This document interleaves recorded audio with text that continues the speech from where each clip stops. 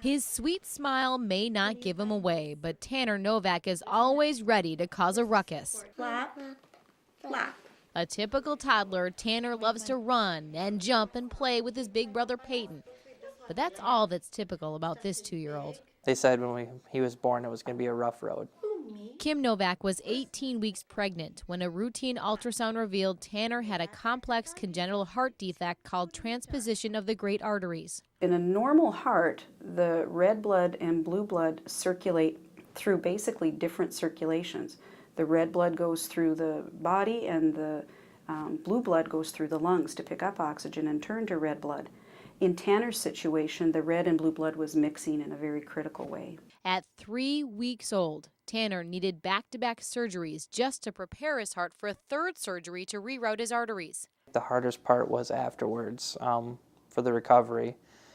Because he is so small, they aren't able to close him up right away.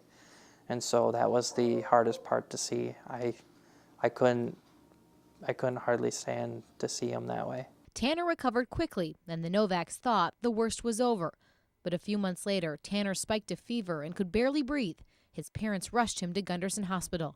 And I kept thinking, so what do we do at Christmas with all his toys? And how do I tell his brother that he's not coming home again? You know, you just go through that whole mess, and we just didn't know. Tanner was transferred to a special pediatric facility where he was diagnosed with pneumonia. That's where the Novaks learned Tanner would also need a pacemaker and a 5th surgery to replace a bad heart valve. It was a huge deal. In fact, they told us go home, spend time together. We don't know if he's going to make it through surgery. Also unknown to the Novaks, Tanner's strength. He is a tough little boy.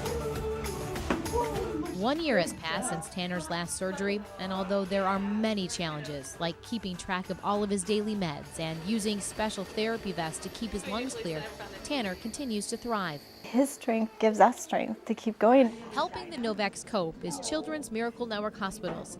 The charity provided the Novaks with meal tickets and helped pay for special formula and injections.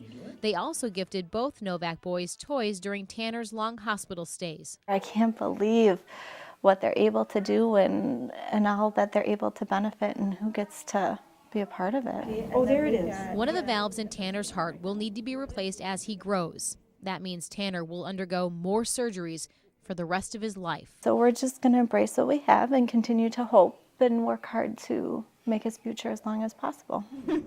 Doctors can't predict what other challenges Tanner will face.